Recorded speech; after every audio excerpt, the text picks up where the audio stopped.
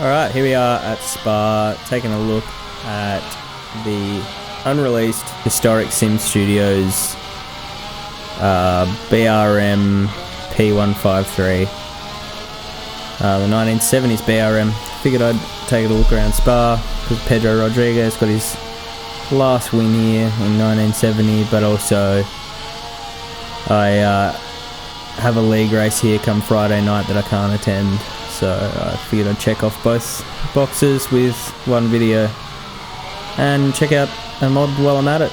So getting around the Ferrari was in front of us, which is Ferrari 312B, which is also another Historic Sim Studios mod. So both unreleased, both pretty close to release, but just shy of. But getting a run on the March 701 on the left of us, coming into Bernonville, filling the grid with those cars and just a skin pack, which is the RSS 70s mod. And yeah, the skin packs to add names and liveries as we come into Malmedy for the first time. Now in the 1970s there was a chicane there, but this is the 60s track, so we don't have the chicane. And to be honest, the chicane didn't even really do anything. Cars were still way too fast. The track was still way too fast. It was just dangerous everywhere, and the Armco barrier is never going to fix a single thing, nor the chicane. But getting a run on the car in front of us, can't quite tell what it is. I think it's another March, but unsure, as we'll come into the infamous Master Kink for the first time. Quick left then right, get it down to fourth gear, then keep running down the hill towards Stavelot. And as the March gets a run on the car in front of us as well, we're just going to back off a little bit here.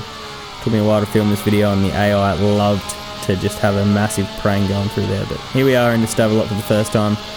Massive long right-hander, and we'll come back on to the back straight on our way down towards the main straight. So is this Jack Brabham? So we got Jack Brabham in front of us now, and we have a March of, I believe, Joe Siffert. I could be wrong in front of us at the moment, but if it's a red March, it's Joe Siffert. It gets a little bit on the dirt, backing off through this right-hander as well. Usually flat out when you've got no cars in front of you, and then you just want to drop it into fourth for this corner and really back off a little bit, because you do not want to go on the dirt on like that car on the left did, which is Jochen Rindt, I believe, on the left, which is a Lotus livery. Getting a little bit sandwiched here behind the two of them. You do not like to be sandwiched in this area of the track. It just usually results in tears. But dropping it down to fourth for Blanchimont for the first time. This is where the real life circuit joins back up, and then down to third. A little bit of a tighter corner than you think it is, and if you turn in too early you will just shoot off into the forest, which I've done multiple times. But left through last corner, second last corner, and coming on to La Source to complete lap 1 of 5. So obviously Spa being one of the greatest tracks of all time, maybe famous, infamous, don't know what you would call it, but in this point in time it was the most dangerous circuit on the calendar by not a short margin. It'd be that or the Nürburgring, but Nürburgring in my eyes was at least a little bit slower through the forest, whereas this is just flat out. And these cars in this period started to get so much horsepower and so much downforce. They were getting really too fast for the circuit, and the driver started to think so as well. There was the 1969 race and then 70 race.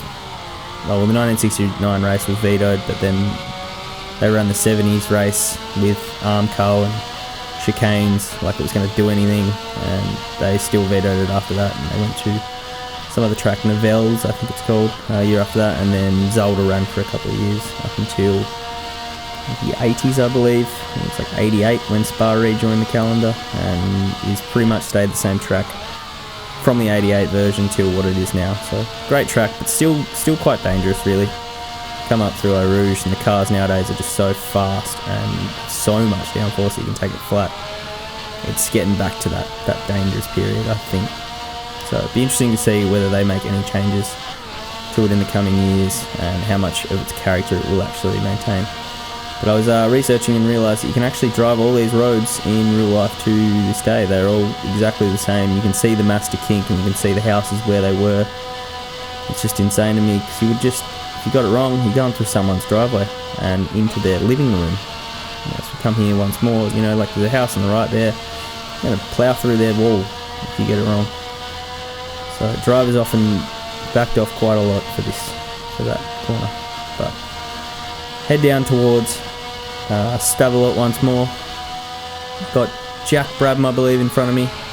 An unknown car in the lead, but looks like we're in P3. Coming to Stavelot, leave it in 4th, pretty much flat, should be flat. If you get the right angle, it's definitely flat. And just rev the guts out of the car as we come down towards Blanchimont once more. The BRM mod, Historic Sim Studios, I have driven their Daihatsu P5, I think it is, and it was a good mod. They've been around since 2020. It's making good mods. If you get a little bit wide, don't want to be doing that too often, you will not recover. Drop it down to 4th early for this corner, and do the same as well. Ooh, I don't like that. But the handling for the car feels very good. I mean, like, I'm very used to driving the RSS 1970s car, and that definitely handles well, and this is on par with it. So I don't know what the team size is compared to RSS versus HSS now, but they're definitely putting out good quality content and are worth to subscribing to. As I said, unreleased mods, so you need to pay for the Patreon to get it. You can't have just a download link or anything. But this mod specifically should be released pretty soon in the future.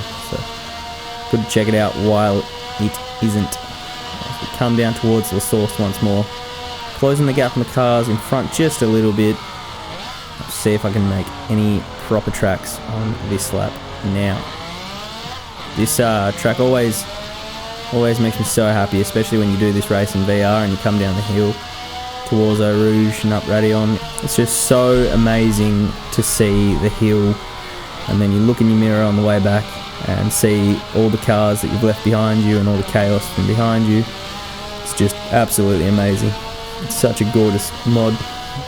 But we'll look forward and we'll see if we can make any more tracks on the cars in front, which we now have found out is Jean-Pierre Peltois. So him and Jack Brabham, him in the Matra, I believe, and then Jack Brabham in his privately entered Brabham, as he did every year until he retired. But come down the hill, turn over another lap, and it just stuns me every single time. I just can't believe people really raced here. And you can stand on the side of the circuit and just watch these cars fly by through the Ardennes forest and just think, yep, that's pretty normal. We'll do that every day. You know, there's so many accidents I had in the practice here coming through Burnville and that house on the left there, and it was real life. You're going to go straight through that house, through the window, through the brick, through everything, and you're going to be dead on impact. So you can really see why drivers didn't want to race here and why they wanted to push for so many safety features. I mean, even the Nürburgring was like willing to adapt, but Spa was not until it changed the layout. But come down the Master Straight once more, or Malmedy Straight I think it's called, and then up through the Master Kink, heading towards anyway. Downshift 4th, throw it in on the left, running very cautiously through here. You do not want to end your race prematurely through there, as I have done so many times. And it's taken me quite a while to record this video, as the AI line through this track's very hard to get right. Doesn't really matter what mod you use, they always seem to be just slow in areas, or they'll crash because it's just so fast. You can't predict the downforce that they're going to have, and if they don't have downforce, well then they're going to turn in too fast and spin out and whatnot. So it's very, very hard to get it up and running. Come down the backside towards Blanchimont once more. 2 laps to go now, so I need to really start making some moves on these guys in front, but they seem to be slipstreaming each other, and it's really hard to get any sort of ground when you've got 2 cars just in each other's slipstreams, trading positions. As we go wide just once more, just put a tyre off. Don't want to be doing that. Maybe we might have just gained a little bit of ground through there. Hopefully gaining just a little bit of slipstream. Any will do. Really sad to be missing the race for this track on Friday night. I've been wanting to do a league race at this track for quite a while now, and then as soon as it finally happens, I can't attend. So it should be fun, should be enjoyable to watch. And it's been a good couple of series we were on so far over at Far Gone Racing, so I'll put over all the links in the description for those guys. But it's definitely been close racing.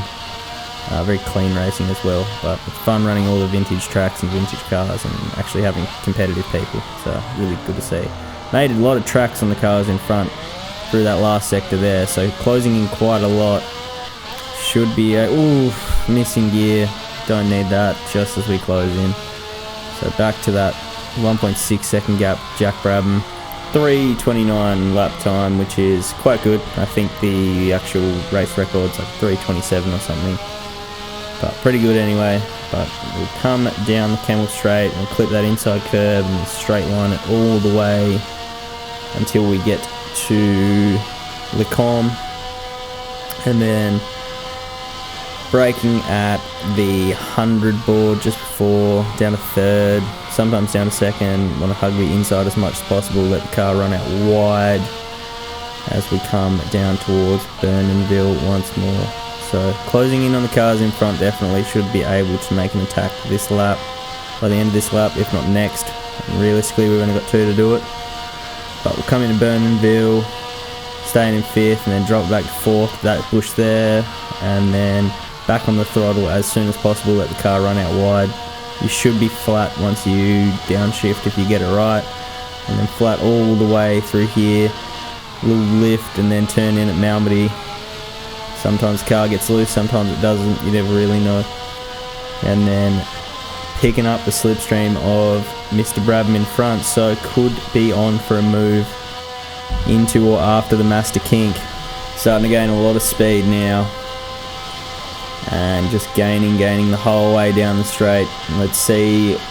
Oh, it's not going to be close enough to get him into Master Kink, but we'll see what we can do through the Master Kink. Be a little bit braver on the throttle, but not being brave enough as he's pulled out a little bit of a gap, but we might be able to get him just after Stavolo as we head down the hill towards it now. And he looks like he's going for a move on Jean-Pierre, so 3-way fight now as we come into Stavolo. He's not going to get the move done, which is good because it was probably would have ended in tears, but we'll come through Stavolo right on his tail now. Can smell his gas. Definitely getting the run on him now. Pull alongside. Got a little left-hand kink here. We just need to hold it flat through there. Getting a little bit of... just not quite getting on the throttle as much as we can. Back off, try again through the right-hander. Take it as flat as we possibly can. Turning in early. Still not quite done. Gonna go downshift to 4th. Closing in quite a lot. Definitely should be able to get him before Blanchimont at this rate. Upshifting to 5th, getting alongside him once again. Could even get both of them at this rate. Got Jean-Pierre Beltois as well. Oh, he's just squeezed me a little bit. Okay, so backing off down to 4th through Blanchimont, and then coming through the left-hander down to 3rd. Alright, we should be able to close him in on the end of this lap into La Source. Right on his tail. Coming through the little kink. And oh god, he's brake checked me.